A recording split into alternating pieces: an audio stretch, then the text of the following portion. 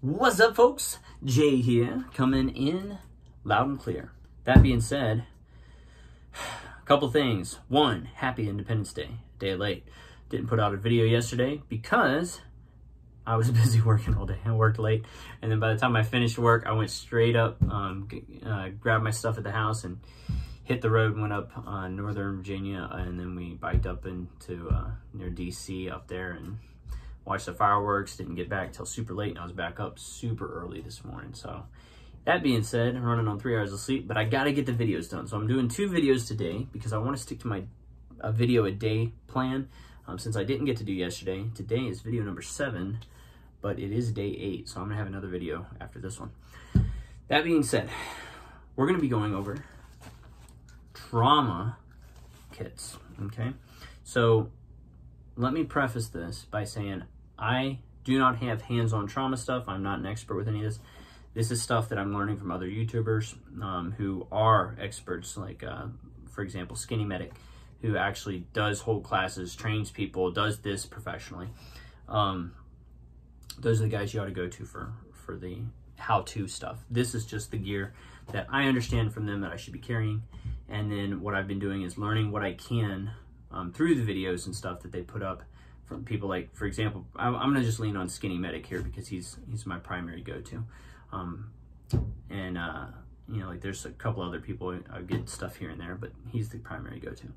And I would say that the biggest thing is I'm picking up what I can until I can get to an actual class hands-on, because I want to make sure that I'm doing that. And then even after I've done one class hands-on, that doesn't mean I should stop at one. I need to be able to go until I'm proficient enough that it makes sense, and then probably going, like I said, recurring often enough. I don't know how often I will need personally to make sure that I'm comfortable with remembering what to do, because the last thing I want to be doing is trying to take something I saw on a video and do it hands-on for the first time in a life or death situation for someone, so, or myself. So that being said, we're going to be going over the gear. That's the main focus of this, and hopefully I won't misspeak on basics of what this gear is for. But once again, I am not the expert. Skinny Medic, check him out. He seems to be quite the expert. Really knows his stuff, and sounds, from what I've seen too, he's really good at being able to teach this. I mean, makes sense that that's what he does as well. But he just has some people, you know how they're just really good at explaining things. He's really good at explaining that and breaking it down simple for someone like me, which is great. So if I understand it, you should definitely. Okay, so moving forward. This kit right here, I want to say thank you to my stepdad, because I had all of this stuff, but he had this pack, and then he was like, hey, not only do I have the pack for it that I don't need anymore, because he's got a newer one that's a little smaller and whatnot, but he's also got the gear in here. He said he doesn't need that for his job with work anymore, because he's, once again, the newer pack has the same stuff that he needs, so he's actually set with that, and he let me have this one. Which is great, because that literally doubled everything that I had, because I started out piecing things together. And now I've actually been able to go ahead and go from just having like one of a bunch of things to 2 or more, which is great, because I want to continue to build out my kits so that I've got stuff. But this is the one I carry with my EDC bag, which that video will be coming up. And let's go ahead and get into this. So thank you to Bill. That's huge. I mean, the stuff in here is probably about $120-ish, give or take a little bit, if I go out and buy it all again, just to have another kit. So that really, really nice gift, and I appreciate it. This right here, I did get. The one thing that is not in here is trauma shears, and I decided knives are not the best thing to be using for this, based on what I'm learning. On top of it, it just makes sense. Like, I'd rather not have to use a knife to go ahead and cut clothing or jeans or something like that that are potentially soaked in blood, right? When you're getting into this kind of stuff, this isn't, I got a bad little cut or a gash. This is serious stuff, where you've got lots of really bright red blood just going crazy, and that is a problem. And I don't want to be trying to use my knife and then my hand slip or something and then make it worse for them or for me. Just not the way we want to go. So I went with Leatherman. I love the brand, good quality stuff. I've had some of their products before. Got the Raptors, and these I also understand are TSA friendly, according to everyone I've listened to so far. That being said, TSA seems like it's always a risk to an extent. Came with the clip, so I keep this on the side of my EDC bag. They fold up nice. Got the orange just because I think something about the survival side of me, my bushcraft gear, hiking, all that stuff, the orange is easy to find a lot of time. So these just fold open like this. Now they're not just shears, they can do all this other stuff, whatever, like glass breaker and whatnot, different things. I think I forgot how many things, just like, it's not a ton, but it's like 5 different things, I think, with the glass breaker here and stuff. So point is, I got them for trauma shears, but it's nice to be able to have something like that nearby too, I guess. And the fact that they're TSA friendly, once again, supposedly. Really good stuff. A lot of people were talking about the advantage of having these in regards to how they just continue to stay sharp, so you don't have to toss them after 1 or 2 uses. Unlike, they said, a lot of the regular like $7 to $10 pair of trauma shears. Now these did run me probably like, I think they were like 70 bucks. But quality, you know, I don't want to skimp when it comes down to trying to save a life, my own life, family member, friend, stranger, doesn't matter. Okay, so first thing on this, okay, on the outside we've got good quality tourniquet. Okay, this one is made by, I believe, okay, so this one says SOF Tactical Tourniquet. Okay, and I'm actually not sure. SOF, I'm blanking because of course I'm recording, that's why. That being said, this has got a good windlass, I believe is what it's called, and it isn't going to be breaking on me, turning it down, which is great. You don't want to be skimping on these things.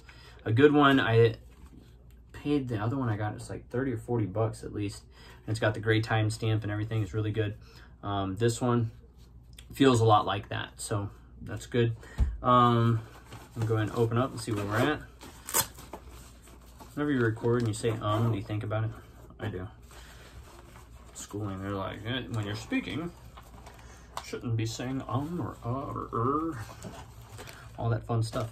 Okay, so first things first, let's see. So we've got, I recognize these from some kits I got back for hiking and for camera stuff. So this is 2-foot roll of duct tape. So that's cool. And another one. So yeah, I recognize those. And I know they're the same because the little rollers are on there identical. That being said, these look like they are they're what, non-latex gloves, 2 pairs of those. That's great because they had a little insert I checked out with this. Israeli bandage, this is great. You can also, to get rid of some of the bulk, you can take it out of this package and it'll be it's still sealed inside and compressed, so that's nice. This stuff can run like 40 something bucks. This is Celox Rapid Gauze. This is a hemostatic agent.